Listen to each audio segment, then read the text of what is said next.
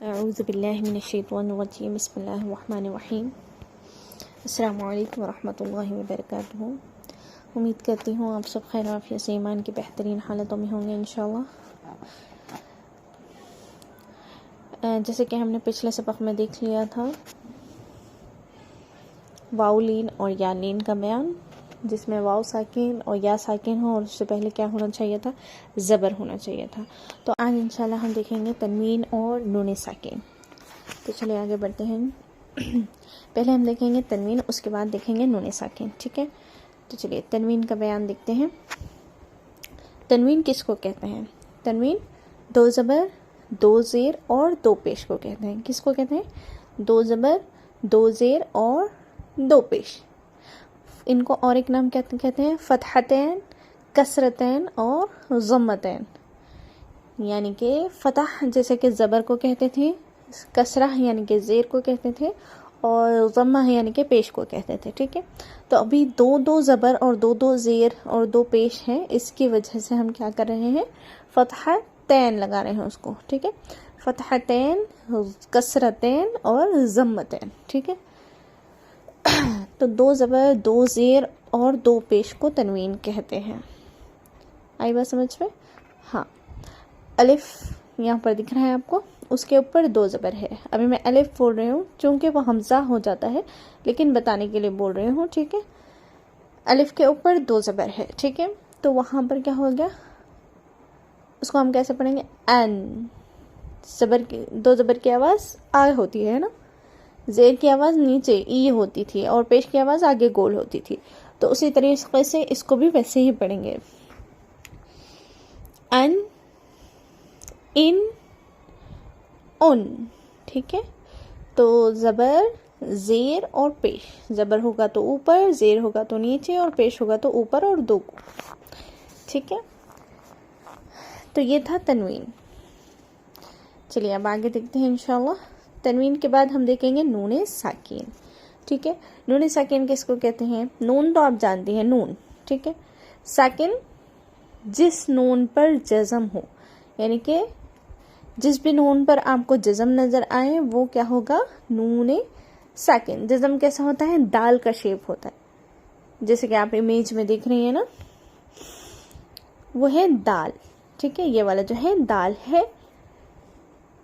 تو یہ جب نون پر آ جائے، نون پر اس لیے بول رہی ہوں کیونکہ یہ نون ساکن کا قاعدہ ہے، نون ساکن زیادہ امپورٹنٹ ہوتا ہے ہر قاعدے کے لیے، تو اس لیے نون ساکن دیکھ لیجیے گا۔ نون یعنی کہ نون کے اوپر جب جزم آئے تو نون ساکن۔ اب ویسے ہی اگر الف کے اوپر جزم آئے تو حمزہ ساکنہ، ساکنہ، با ساکن، تا ساکن، تھا ساکن، جیم ساکن، جس پہ بھی جزم کا نشان آ جائے وہ ساکن ہو جاتا ہے، ٹھیک ہے؟ جزم، اب یہاں پر ہم نون کی بات کریں، یعنی کہ نون ساکن کی بات کریں، تو اسی لیے نون کو بتا رہی ہوں میں۔ تو نون کے اوپر جب بھی جزم آ جائے تو وہ ہو گیا نون ساکن، ٹھیک ہے؟ تنوین تھا دو زبر، دو زیر، دو پیش، اور نون ساکن تھا جس نون پر جزم ہو، ٹھیک ہے؟ چلیے آگے دیکھتے ہیں۔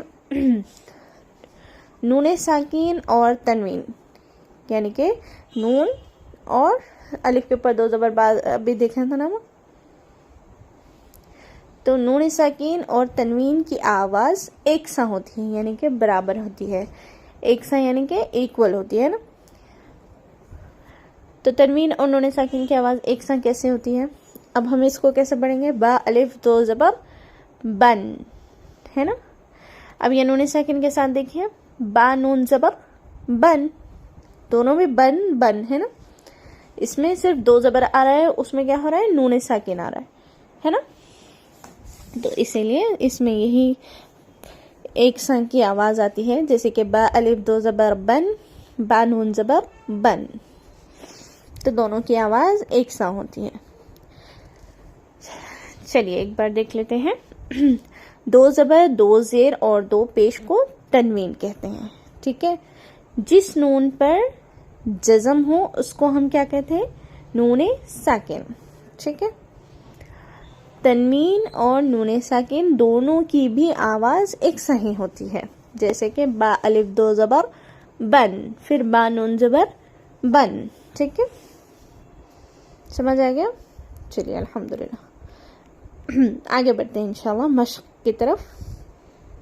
اب پہلے ہم دیکھ رہے ہیں نون ساکن کی مشق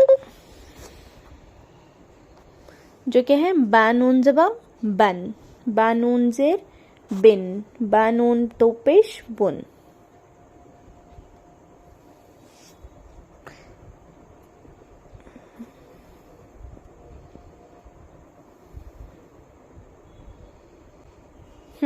تو یہاں پر با کے اوپر دو پیش ہے، پھر ہم نون پڑھ رہے ہیں، تھوڑا سا کنفیوز ہو گئے ہیں نا. تو اسی لیے کیونکہ اگر دو پیش بھی آ رہا ہے اس کے بعد اگر نون آ رہا ہے تو تب بھی اس کو ہم بن ہی پڑھیں گے، حتیٰ کہ اس کے آگے کوئی قاعدہ نہ ہو.